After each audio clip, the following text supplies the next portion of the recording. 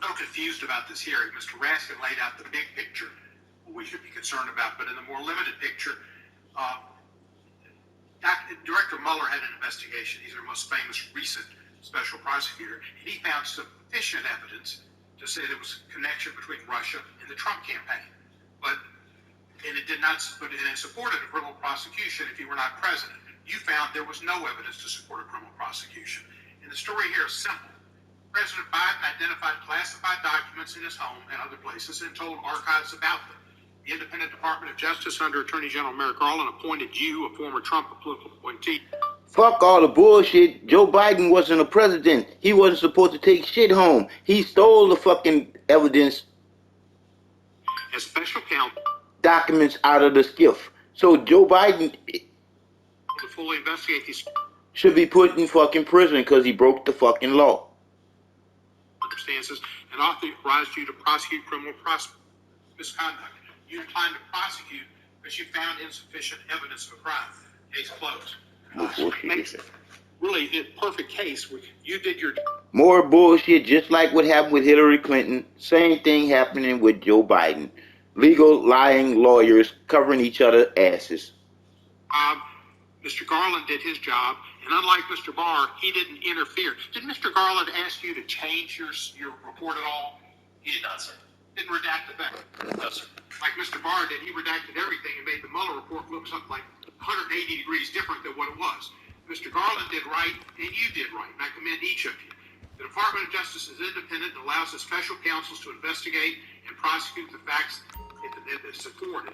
Joe Biden's actions in handling classified materials is similar to most other former presidents and vice presidents. The exception is Donald Trump. So let's start with some yes or no questions. Did you receive any pressure from Mr. Garland or his staff to make any specific factual finding or legal conclusion? No. Did you receive the resources necessary to carry out your duties? Yes. Do you have any reason to believe that you were treated differently with regard to independence or resources than other DOJ special prosecutors? No. Based on your experience as special counsel, do you have any reason to believe the Attorney General was improperly directing, pressuring, or interfering with Jack Smith or his work? I do not have the basis to answer that question.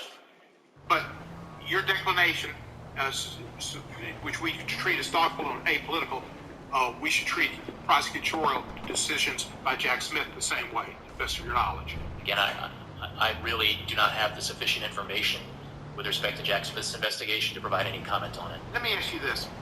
If President Biden, in his testimony to you, knew the exact date, January 20, whatever it was, 2009, when he became vice president, the day when he left being vice president, January the 20th, I guess the first would have been January 20th again, 2009, and then January 20 in 2017. He knew those dates exactly right. And if he knew the exact date and the instant that Beau Biden died, would that have changed your decision to bring a prosecution? Sir, I cannot engage in hypotheticals about what my decision would have been with different facts.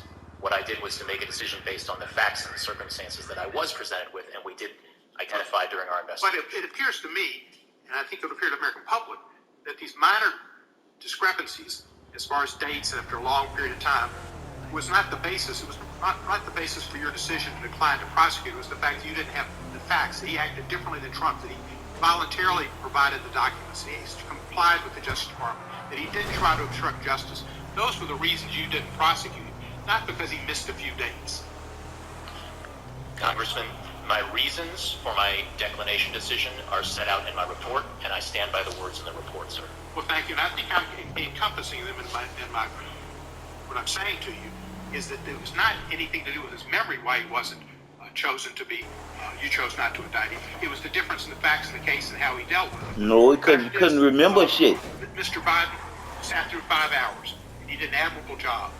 And he did an outstanding job in the State of the Union laying out the case for the future of America, for the middle class, for democracy around the world, standing up to the Russians, not bending down to them. That's what's important. Not if you could be like on the $64,000 question, assuming it was legit, and answering every single question correctly. That's not what you need to be president. To be president, you need to have values. You need to have an understanding of what values America has. That you gotta remember what the fucking values are. Peaceful. That's dealing with Ukraine. That's dealing with difficult difficult people like Netanyahu in Israel and try to get something done that's correct. That's what Joe Biden does. And understanding Social Security and Medicare, Medicaid are important institutions that help Man, seniors, shut the fuck up. senile people. I mean, I would Fuck. object to that comment. People, see, he's not. Nobody suggests he's senile, and that's disrespectful of senior people with any kind of memory disability. Lots of seniors have memory disability, but they're not senile, and to do such. Yeah, he's senile. Shut the fuck up. Fucking president ain't supposed to be fucking senile, asshole. President supposed to be aware of everything that's happening with him and around him, man. Bunch of fucking bullshit. It is what it is. Bunch of fucking criminals running out fucking shit in the motherfucking shitter. Wow.